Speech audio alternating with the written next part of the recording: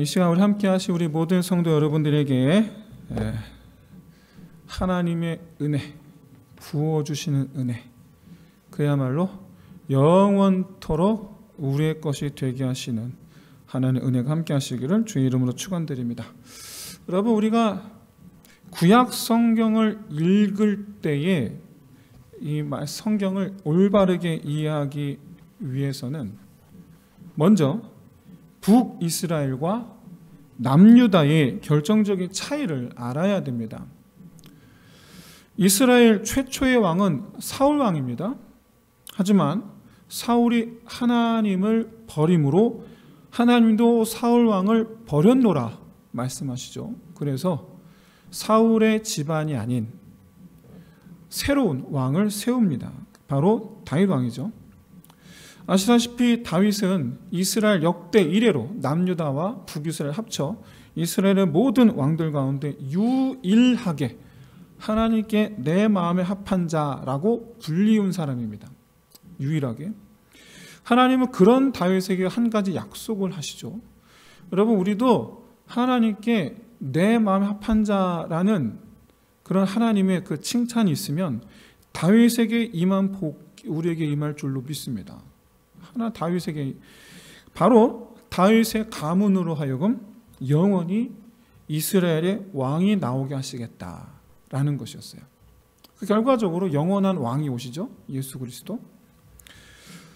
다윗은 자기를 그렇게 축복하신 하나님을 위해서 이스라엘의 왕이 되게 하신, 영원한 왕이 되게 하신 그 하나님께 아닙니다, 하나님께서 이스라엘의 영원한 왕이십니다 라는 그런 의미예요. 그런 의미로 성전을 지으려고 합니다.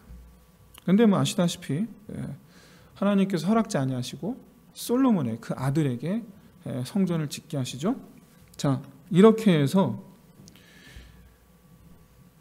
다윗 가문이 흔들릴 수가 없는, 왜냐하면 하나님께서 영원히 세우시겠다고 하셨기 때문에 다른 사람이 그 자리를 빼앗을 수가 없는 굳건한 왕조가 유다에 세워지죠. 그리고 거기에 뭐가 서게 됩니까? 성전이 서게 됩니다. 이후에 솔로몬의 아들 르호보암의 폭정 때문에, 솔로몬이 폭정을 일으켜요. 사실은 백성들을 편하게 두지 않았어요. 온갖 공사와 및 이런 것들로 백성들을 힘들게 했어요. 그런데 그래도 솔로몬이 나라를 부강하게 했기 때문에 그때만 해도 백성들이 참았는데, 그 아들 르호보암이 아버지를 따라서 오히려 더 많은 노역을 일으키는 거예요. 그러니까 이 백성들이 들고 일어나게 되었고, 그래서 나라가 둘로 나뉘게 됩니다. 이때 여로보암이라는 사람을 하나님께서 왕으로 세우시죠. 이렇게 해서 북이스라엘이, 북쪽의 10지파를 중심으로 한 북이스라엘이 세워지게 됩니다. 남유다는 2지파예요. 바로 사울이 왕이었던 베냐민 지파, 그리고 다윗이 왕인 유다 지파. 그래서 최초의 이스라엘의 왕의 가문이었던 2지파가 남유다로 묶이게 됩니다. 그런데 이때 성전 때문에, 다른 것도 아닌 성전 때문에 북이스라엘의 왕들 입장에서 매우 곤란하게 된 겁니다. 왜 그러느냐? 절기만 되면 백성들이 성경이 말씀하신 대로, 하나님 모세 율법을 통해 말씀하신 대로 어디로 모여야 됩니까? 예루살렘 성전으로 와야 되는 거예요. 근데 엄연히 이제는 다른 나라 땅이잖아요. 우리 남한과 북한이 서로 같은 민족입니다. 그렇죠? 전 세계가 다 알아요. 하지만 왕래하지 않습니다. 같은 민족이지만 나라가 2개잖아요. 추석, 설날, 명절 때 우리 대한민국 남한 사람도 북한에 가지 않습니다. 북한 사람도 내려오지 않습니다. 서로 형제들이 있는데, 그렇게 된 지 이제 80년째가 되어 가려고 하고 있어요. 그러니까 이 북이스라엘의 왕들이 고민이 생긴 거예요. 가면 안 되는 거죠. 그렇게 해서 세운 대책이 뭐냐? 유다와 북이스라엘 사이에 가까운 북이스라엘에 속한 베델이라는 곳에 단을 세웁니다. 가려면 예루살렘 성전으로 가려고 남쪽으로 가다가 중간에 있는 게 베델이에요. 거기에 단을 세워요. 그리고 제일 북쪽에 단이라는 지역이 있어요. 거기에 또 제단을 쌓아요. 그래놓고 거기에 송아지를 만듭니다. 그래놓고 그 송아지 보고 이것이 여호와라. 그래서 그때부터 북이스라엘 사람들이 예루살렘 성전으로 가는 것이 아니라 베델과 단에서 여호와께, 구분하셔야 돼요. 우상이 아니에요. 여호와께 제사를 지내는 거예요. 자기들 개념엔 그래요. 근데 하나님 허락하신 제단이 아니죠. 허락하신 제사가 아니에요. 그러나 북이스라엘 입장에서는, 북이스라엘 백성 입장에서는 여기서 예배 드려도 되지? 라는 거죠. 그렇게 해서 사실 송아지에 대고, 자기들은 생각은 여호와께 예배 드린다고 생각했지만 사실 송아지에 대고 머리 숙이는 거거든요. 이때부터 남유다와 북이스라엘 백성들 사이의 종교관이 서로 다른 길을 가게 됩니다. 종교관이 다른 길을 가게 돼요.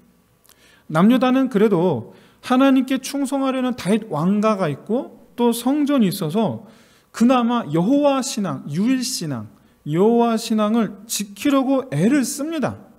물론 차후 북이스라엘의 영향을 받아서 우상이 들어오게 되고 우상 숭배도 합니다. 에스겔의 환상 속에 하나님께서 에스겔에게 보여주신 말년의 유다의 모습은 예루살렘 성전에 각종 우상들을 갖다 놓고 우상들에게 절하던 모습을 보여주시거든요.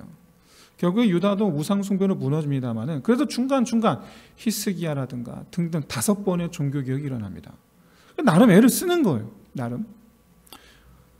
하지만 북이스라엘은 그렇지 않아요.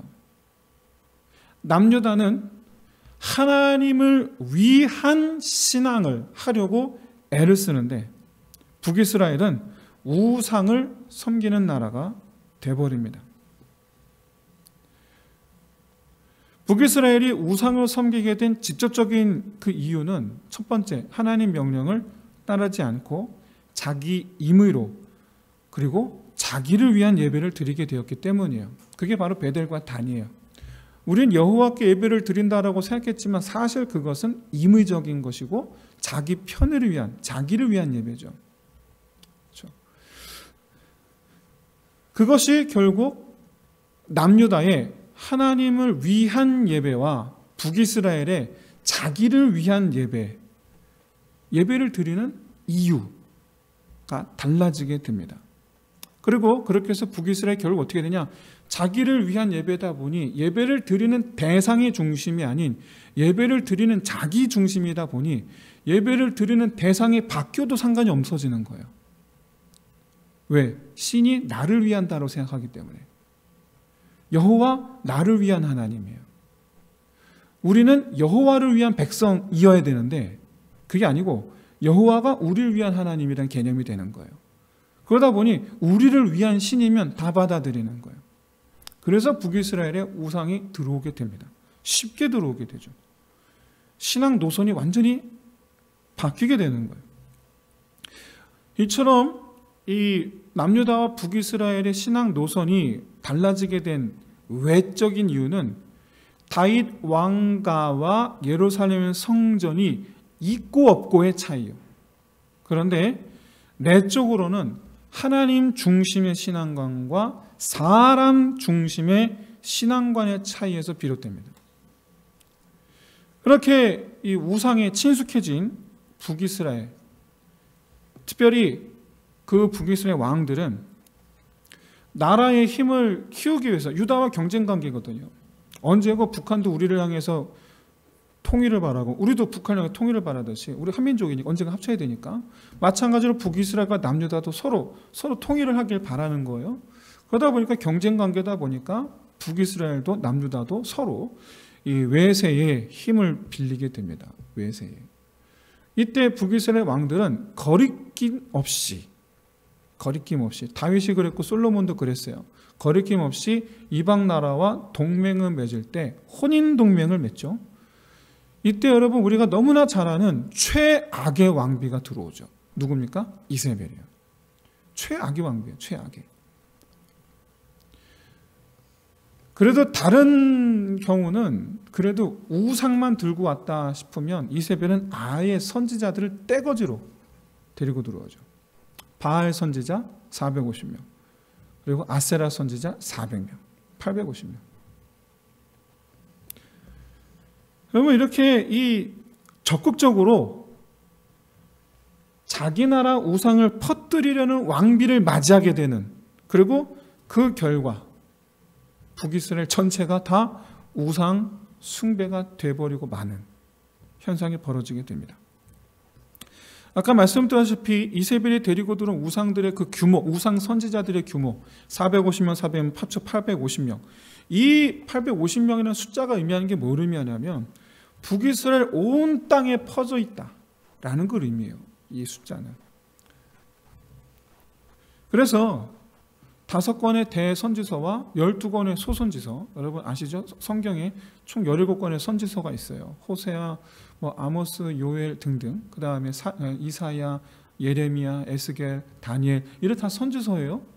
이런 선지서들은 다 심판에 관한 말씀들입니다. 이때 심판에 관한 말씀들을 하는데 보시면 남유다와 북이스라엘에 대한 심판의 내용이 약간씩 달라요. 그 이유가 바로 여기 있어요. 북이스라엘과 남유다의 심판을 예언하는 말씀을 하시는데 남유다에 대해서는 뭐라 말씀하시느냐? 바벨론으로 끌려갔다가 가나안으로 돌아오게 되리라 라고 말씀하세요. 그런데 북이스라엘은 아닙니다. 그냥 멸망이에요. 그냥 멸망이에요. 이 차이가 바로 여기에 있어요. 이 차이가. 그러면 북이스라엘이 우상 숭배를 했기 때문에 멸망에 이르게 되리라고 심판을 말씀하신 것인가? 그렇지 않습니다. 이스라엘 백성들이 우상 숭배를 하게 된 가장 근본적인 이유는 제가 이미 앞서 말씀드렸다시피 이들이 자기 중심적이 되었기 때문이에요. 우상 숭배 자체가 문제죠. 그런데 우상 숭배했다는 그 자체가 문제인데 그보다 앞서 뭐가 있었다? 하나님을 떠나게 된 근본적인 이유? 자기 중심이 된 거예요. 나를 위한. 내 삶은 나의 것이 된 거죠. 내 인생은 나의 것. 그러면서 자기를 위한, 그래서 자기에게 유익한 것은 다 받아들이는 거예요. 자기에 유익하게 하는 것. 그래서 가뭄에 되었다. 이 가뭄에 나를 유익하게 하는 것이 뭡니까? 비잖아요. 그 비를 주관하는 신이 뭐냐? 그걸 봤더니 그게 바알인 거예요. 그래서 바알한테 가서 엎드리는 거예요. 지금 우리 이 아기가 없습니다. 이 다산을 상징하는 신이 뭐냐? 봤더니 아세라예요. 그러니까 나한테 아기를 주옵소서 가서, 그래서 아세라한테 가서 엎드리는 거예요. 자기 삶, 자기 인생을 위하는 삶을 살다 보니 그래서 자기에게 유익한 곳에 가서 엎드리는, 근본적인 건 바로 이와 같이 말씀드렸다시피 자기중심적이 되었기 때문에 이게 근본이에요. 근본적인 원인이에요. 북이스라엘 왕조는요, 심심하면 쿠데타로 망하고 새로운 왕조가 들어섭니다. 북이스라엘 역사가 200년밖에 되질 않아요. 얼마 되지를 않아요.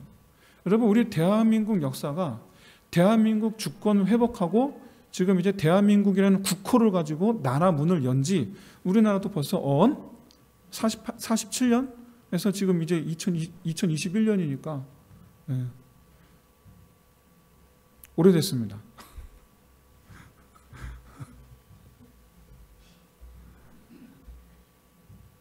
이것만큼 지나면 북이스라엘 역사예요. 그렇죠? 근데 얼마 안 됐잖아요. 그리고 길지 않아요. 200년이. 그런데 놀랍게도 이 200년 역사 속에 무려 9개 왕조가 들어섭니다. 9개 왕조. 쿠데타가 9번 일어났다는 거예요. 여러분, 이 왕이 하는 것을 보면서 야, 이건 아니다, 불의하다, 차라리 내가 왕이 돼야 되겠다, 쿠데타를 일으켰어요. 그런데 보니까 똑같아. 자기도 욕심을 내. 그러니까 또 그 밑에 있던 신하가 이건 아니지 않나? 또 쿠데타를 일으켜. 그렇게 해서 9번. 근데 다 똑같죠.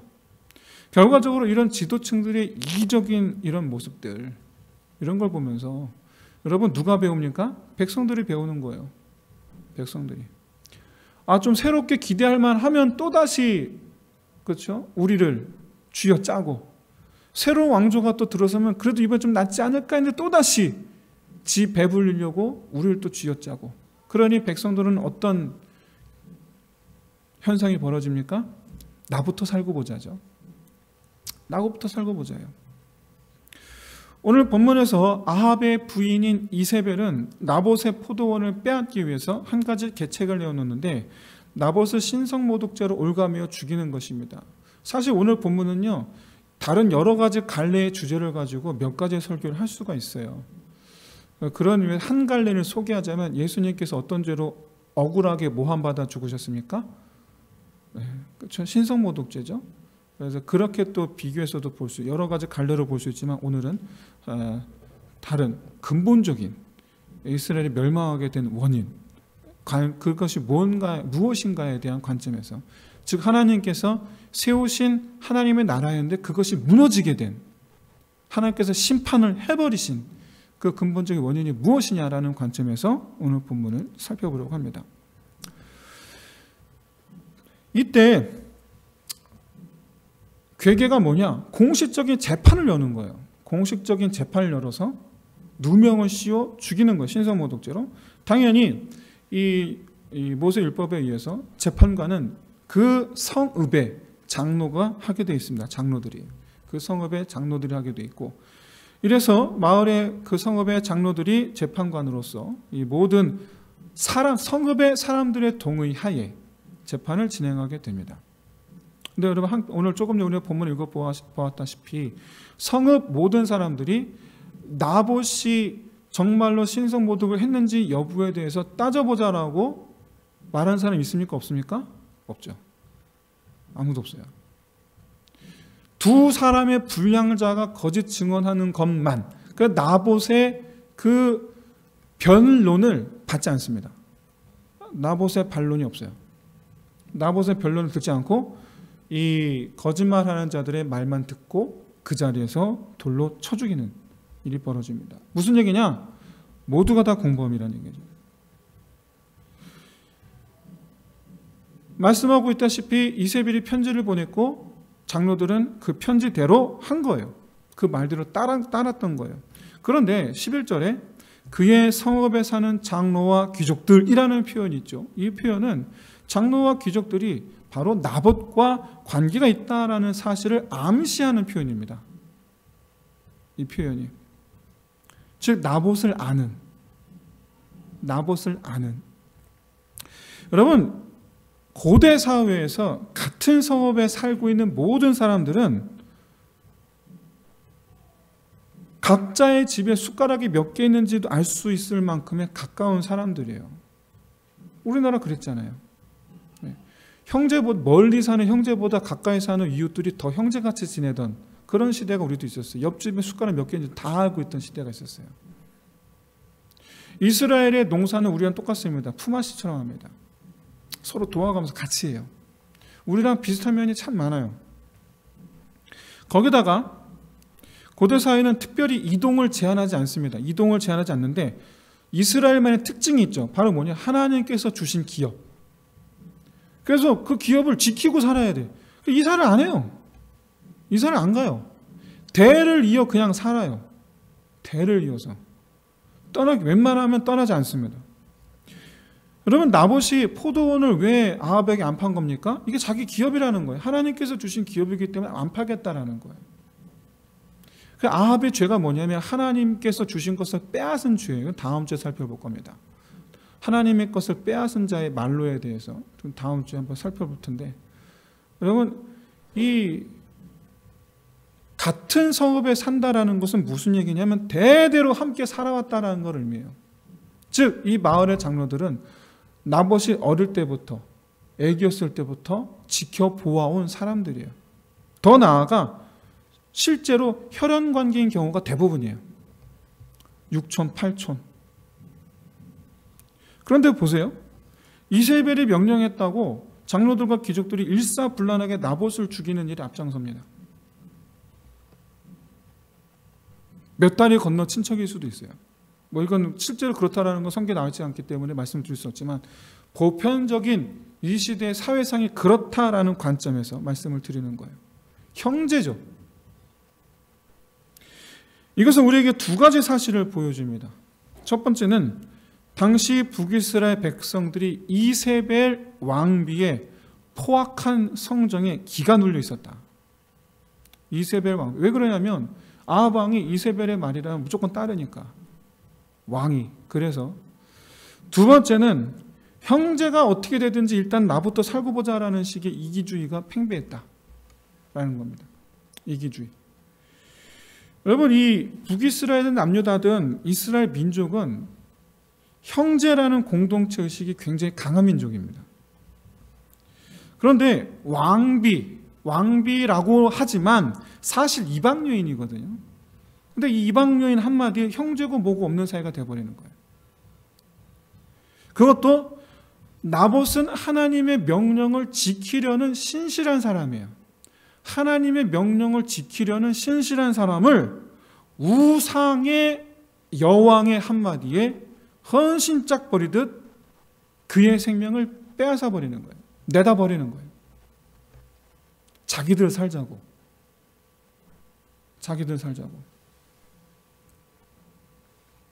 여러분, 이와 같은 극심한 이기주의가 바로 오늘 설교의 제목입니다. 사단마귀가 하는 일이에요. 우리에게 역사하는 일이에요. 사단마귀가 오늘날에도 가장 즐겨 사용하는 무기예요. 교회를 무너뜨리려는, 하나님의 나라를 무너뜨리려는. 여러분, 공동체 의식이 없으면 무너질 수밖에 없는 이 교회의 이 약점, 이것을 철저하게, 끈질기게, 정확하게 파고드는 가장 무서운 무기가 이기주의예요. 자기중심주의. 신앙의 가치보다 세상의 가치를 더 중요시 여기게 만드는 가장 효율적인 무기, 그게 바로 이기주의예요. 이 유대인들의 이기주의에 대해서 예수님께서 지적하여 그리고 동시에 위로하실 목적으로 하신 말씀이 바로 이 말씀입니다. 구하라, 주실 것이요. 찾으라, 찾을 것이요. 두드리라, 열릴 것이다. 그러니 너희는 이웃 섬기기를 즐거이 하라. 사랑하는 성도 여러분, 교회는요, 형제 의식이 없으면 반드시 해체됩니다. 반드시 해체됩니다. 이걸 우리 교회 안에서는 공동체 의식이라고 표현하죠. 공동체 의식.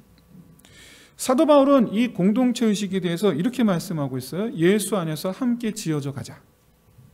예수 안에서 함께 지어져 가자.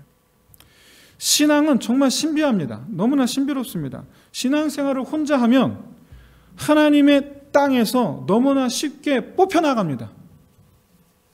믿음의 기초가 없어요. 굉장히 쉽게 흔들려요.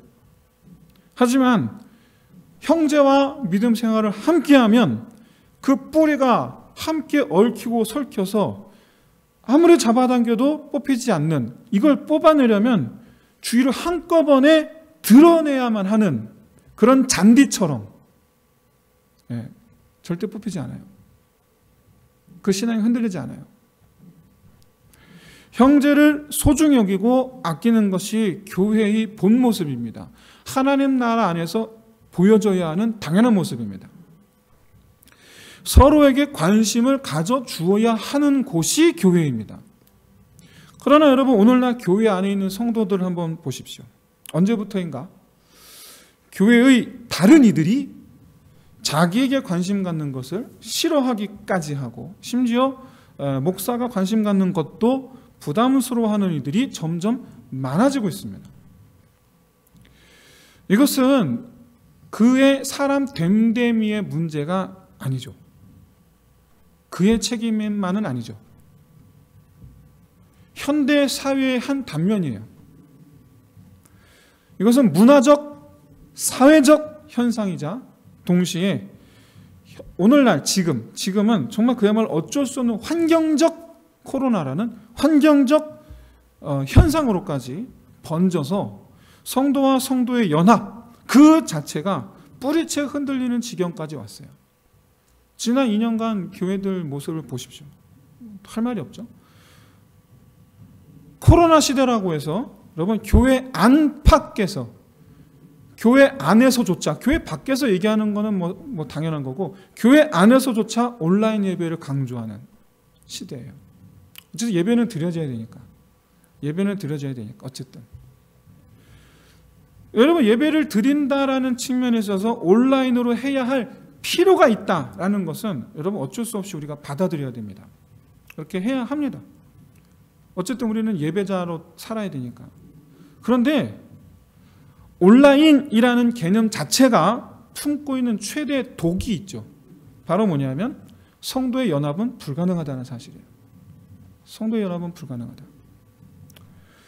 물론 현재 온라인 예배를 드리는 분들 가운데 이 성도의 교제를 매우 갈급해하는 성도들 참 많습니다. 지금은 여러분 말씀드린 환경적 요소 때문에 환경적인 제한 때문에 어쩔 수가 없는 시대예요. 이것을 가리켜서 우리가 잘못됐다라고 그렇게 비판하면 안 돼요. 지금 우리가 지킬 것은 지켜야 됩니다. 단 제가 말씀드린 우리 교회 모든 성도 여러분들은 성도의 교제를 간절히 사모하십시오. 그것을 위해서 여러분 지금 기도하셔야 돼요.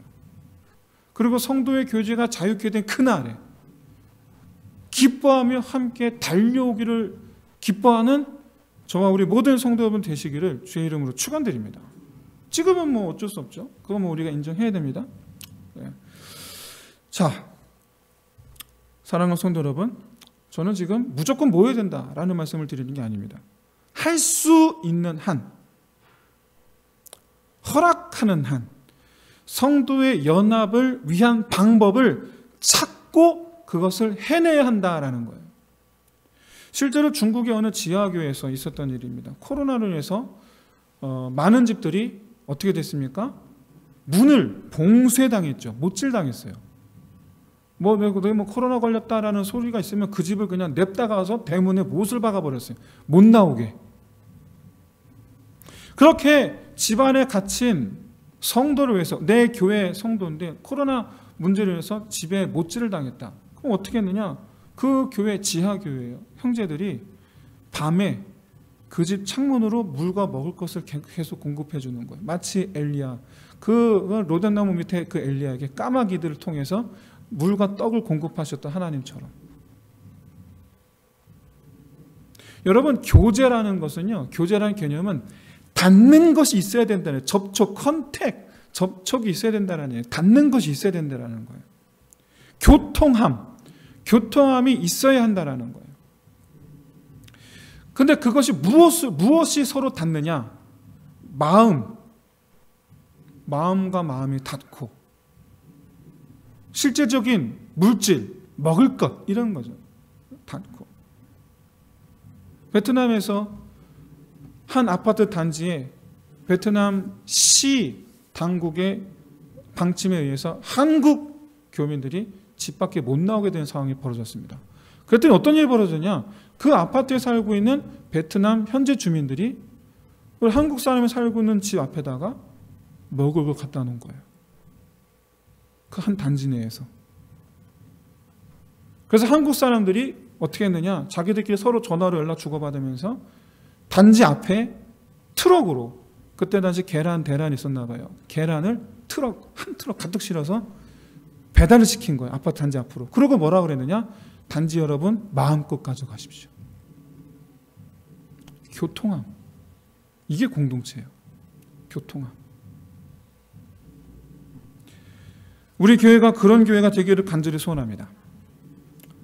그런데 그런 교통의 단절을 원하는 마음이 있다 라고 한다면 우리 시간 스스로 하나님 앞에 하나님의 뜻을 다시 한번 물어보시기를 간절히 바랍니다.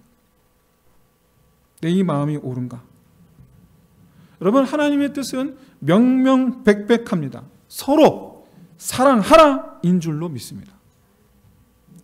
우리는 서로를 걱정해야 하고 서로에게서 감사함을 느낄 수 있어야 됩니다. 그 사람이 내게 한 일로 인하여 감사 중요합니다. 그런데 그것이 아니라 내가 그를 사랑함으로 그가 잘 되는 것을 보면서 내가 감사. 여러분, 자식들이 물론 내 자식이긴 하지만 사실은 아시잖아요. 키워봐야 소용이 없어요. 다 커봐야 그럼 지가 길 가요.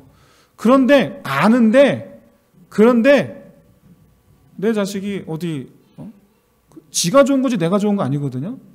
좋은 대학에 갔다. 그 지가 좋은 거죠. 내가 좋은 거 아니잖아요. 근데 우리 어떻게 합니까? 감사해. 내가 다 감사해. 왜요? 내가 너무 사랑하잖아요. 내가 너무 사랑하잖아요.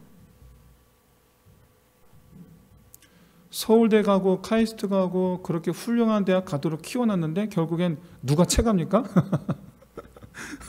그렇죠? 나하고 관계가 없어요, 사실은. 예. 사실 나하고 별로 관계가 없어요.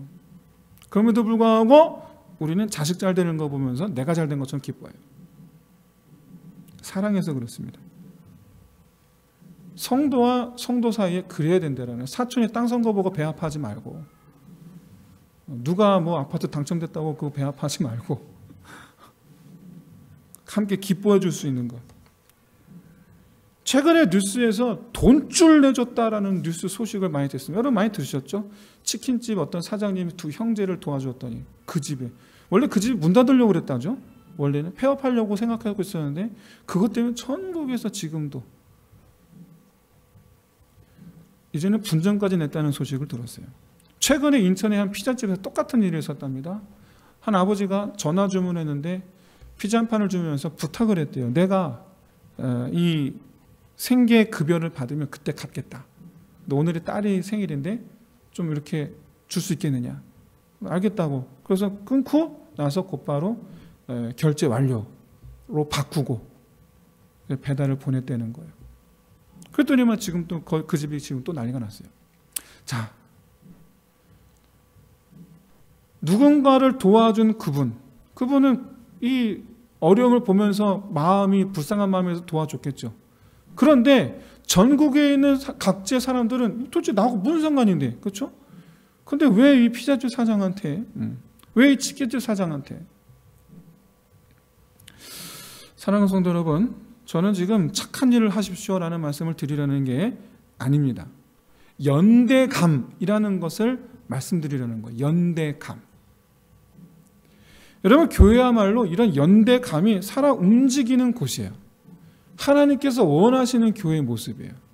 연대감. 이것이야말로 하나님의 나라에서 이루어지게 될 모습이고, 형제와 형제가 함께 지어져 가기를 힘쓰는 곳, 교회예요.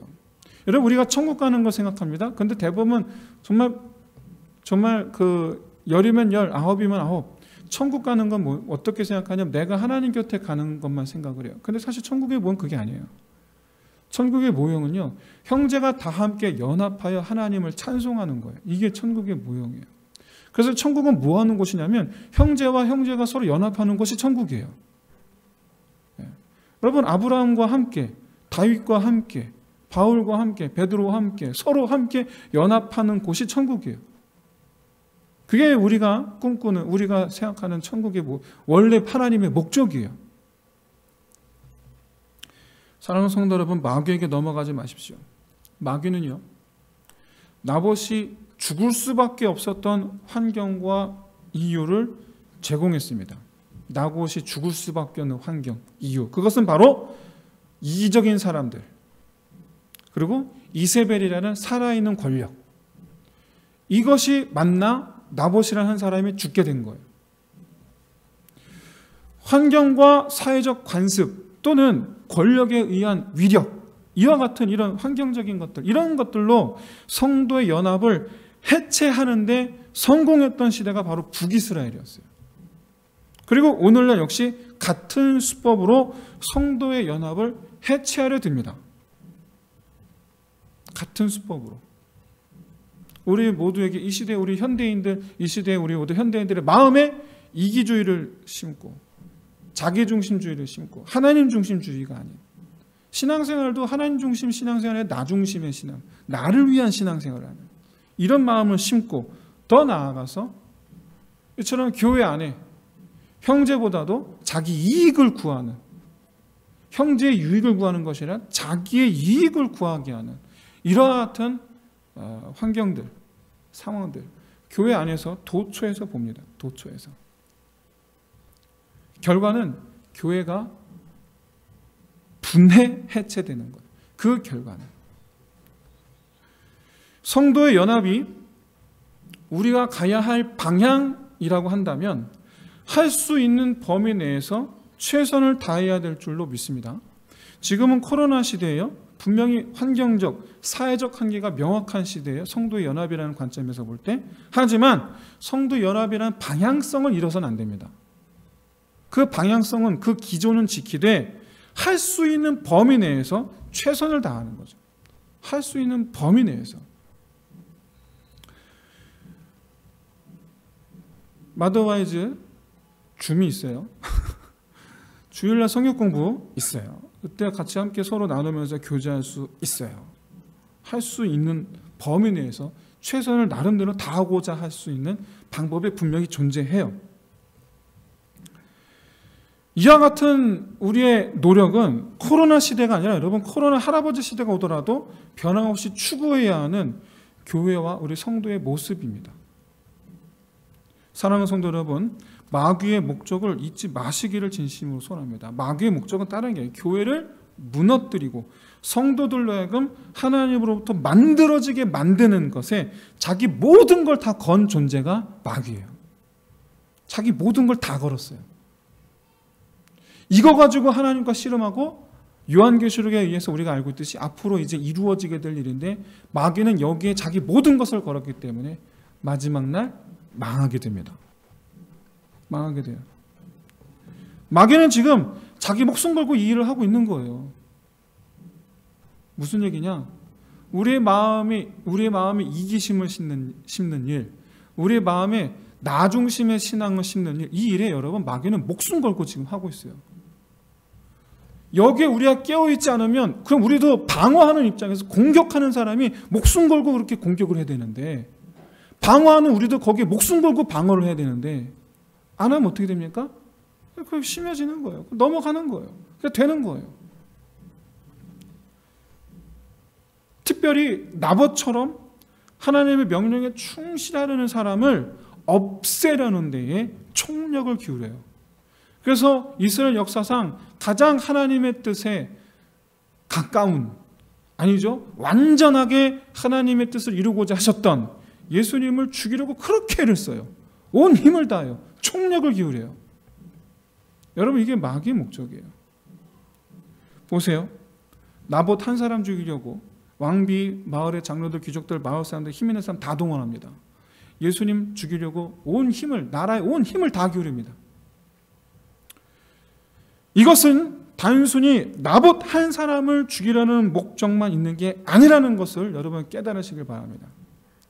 이 일에 참여한 모든 사람들은 이후로 결코 하나님의 명령을 지킬 수 없게 됩니다. 살인자잖아요. 지금 살인자가 됐잖아요. 이 일에 참여한 모든 사람들은 다 자기 스스로가 알아요. 나는 죽인 자라. 여러분, 그런 사람들이 하나님 명령을 제대로 지키겠습니까? 그렇지 않습니다. 무엇보다 나봇처럼 나는 하나님 명령을 잘 지키고 살 테야 그랬다간 저 나봇처럼 나도 언젠가 될 수 있어 라는 생각을 하는 거죠. 신실하면 손해봐. 신실하면 나 죽을 수 있어. 안 합니다. 안 하게 돼요. 두 가지 의미에서 이 두 가지 의미, 내가 살인자가 되었다라는 의미에서 하나님 명령을 따르지 않습니다. 내가 나봇처럼 신실했다가 나도 나봇처럼 될 수 있어. 두려워서 하나님 명령 따르지 않습니다.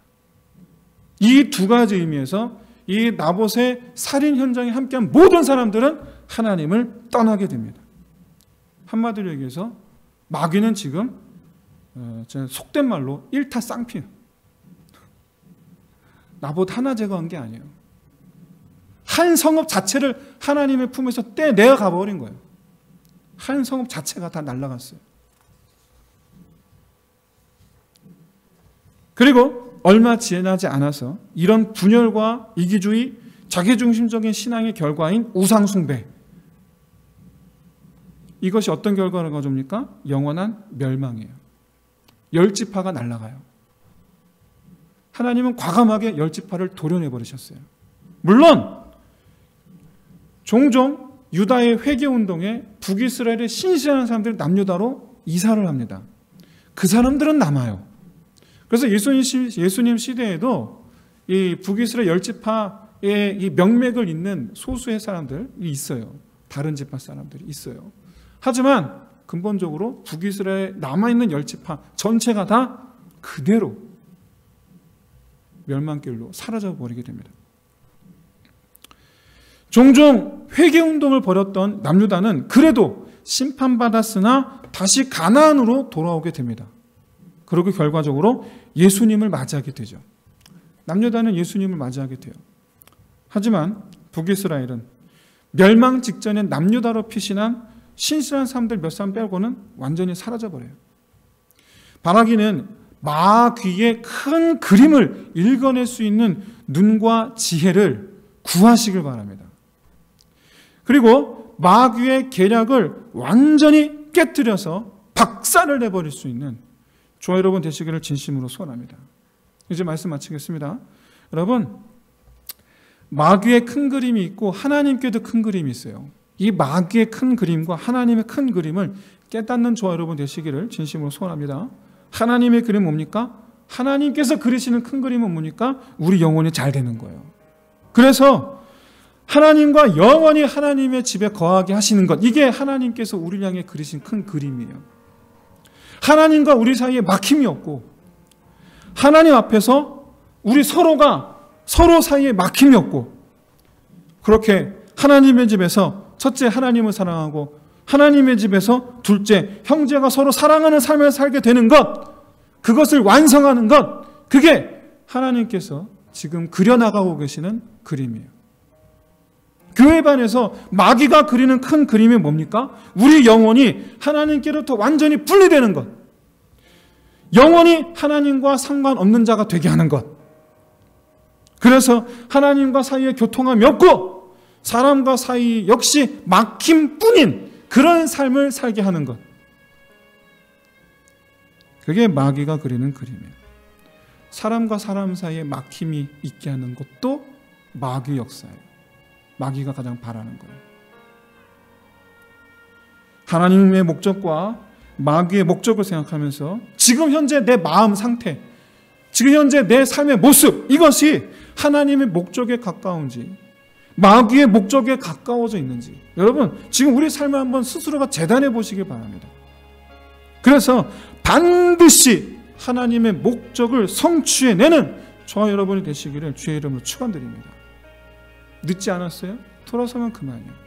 우리에겐 예수 십자가 보혈의 피가 있는 줄로 믿습니다. 지금이라도 예수 보혈의 피를 의지하면 즉시로 회복될 줄로 믿습니다. 늦지 않았어요. 하나님의 법을 성취하라. 우리 함께 기도합시다. 먼저 자기 중심적인 신앙이 아니라 하나님 중심적인 신앙이 되게 하옵소서. 그리고 사랑하라 말씀하신 하나님의 이 말씀을 이루는 삶이 되게 하옵소서. 마지막으로 마귀의 계략을 깨뜨리고 하나님의 뜻을 성취하는 삶이 되게 하옵소서. 우리 시간 다 함께 기도하겠습니다. 할렐루야. 하나님 아버지, 정말 참으로 주여, 이 시간 우리의 영적인 눈을 떠서, 영안을 떠서 하나님 마귀의 계략을 보게 하옵소서. 마귀가 하는 모양을 보게 하옵소서. 깨닫게 하옵소서. 하나님, 그리하사 이처럼 내 마음과 내 생각과 내 삶의 모습이 온통